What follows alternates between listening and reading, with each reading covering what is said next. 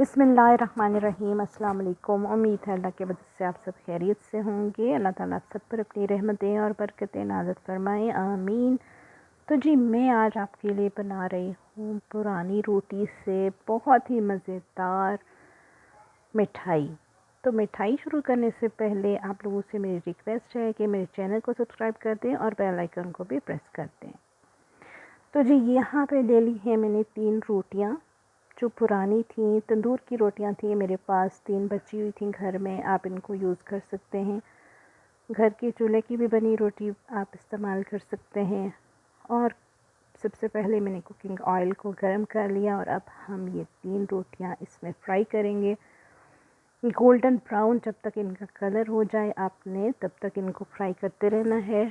माशाल्लाह से इतनी मज़ेदार ये मिठाई बनती है कि अब आपके घर में कोई भी रोटी बचा नहीं करेगी, और जो बचेगी आप उससे फ़ौरन से ये मिठाई बना लेंगे। मुझे उम्मीद है आपको बहुत पसंद आएगी और बहुत ही मज़ेदार ये रेसिपी है हमारी। तो ये देखिए जी मैं फ्राई कर रही हूँ, रोटियाँ गोल्डन ब्राउन हो चुकी हैं इस तरीके से, और ये क्रिस्पी भी हो जाती हैं साथ फ्राई होने के बाद। तो तीनों रोटियाँ मैंने फ्राई कर ली बारी बारी, और माशाल्लाह से ये देखिए जी ब्राउन कलर की गोल्डन ब्राउन हो गई हमारी ये रोटी। बहुत जल्दी से फ्राई हो जाती है और माशाल्लाह से अच्छा सा कलर आ जाता है इन पे। अब हम एक साइड पे लेंगे पैन और उसमें डालेंगे तकरीबन half cup sugar. Half cup sugar मैंने डाली और इसका हम बना रहे हैं कैरेमल।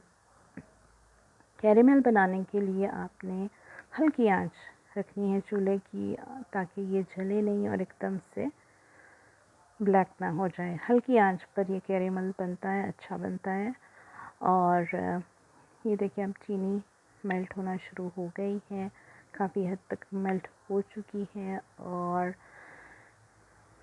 साथ साथ आपने चम्मच चलाते रहना है ताकि ये एक ही तरफ से जल ना जाए।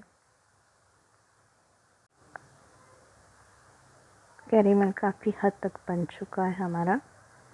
कैरेमल बनने के बाद हमें एक चीज़ की ज़रूरत होगी, वो है दूध।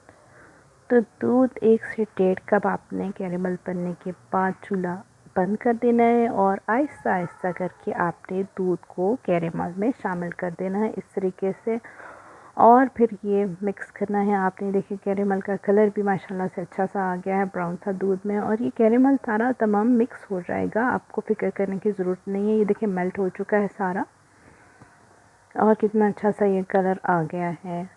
अब हम क्या करेंगे, रोटियां हमारी हो चुकी हैं ठंडी, और अब इन रोटियों को मैं डाल रही हूँ ब्लेंडर जार में। ब्लेंडर जार में डालने के बाद रोटियां जो हैं हम ग्राइंड कर लेंगे और बिल्कुल इनका चूरा सा बना लेंगे। चूरा बनने के बाद ये जो हमने दूध और कैरेमल का मिक्सचर बनाया है उसमें शामिल कर देंगे और अच्छी तरह से मिक्स कर लेंगे।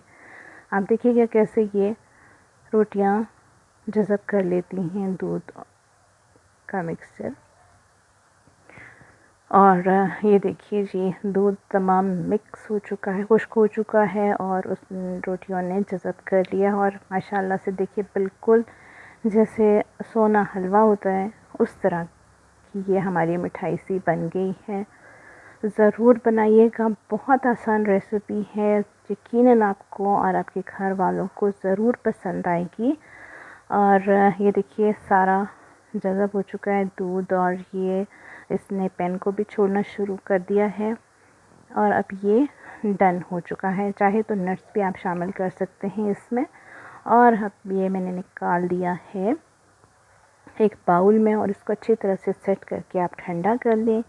ठंडा करने के बाद हम इसको पलटेंगे और इसके पीसेस काट लेंगे। तो अल्हम्दुलिल्लाह जी हमारा ये मिक्सचर ठंडा हो चुका, और आसानी से ये हमारे इस बाउल में से बाहर आ जाएगा। आप शेप जैसी भी बनाना चाहें आपकी मर्ज़ी है। तो ये देखिए जी माशाल्लाह हमारी मिठाई, हमारा सोना हलवा पुरानी रोटियों का तैयार हो गया है। यकीन करें इतना अच्छा टेस्ट था कि बिल्कुल भी पता नहीं चल रहा था कि ये पुरानी रोटियों से बना हुआ है।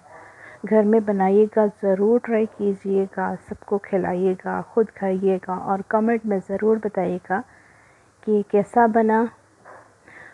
और मुझे दीजिए इजाज़त। दुआ में याद रखिएगा। खुश रहिएगा। अल्लाह हाफ़िज़।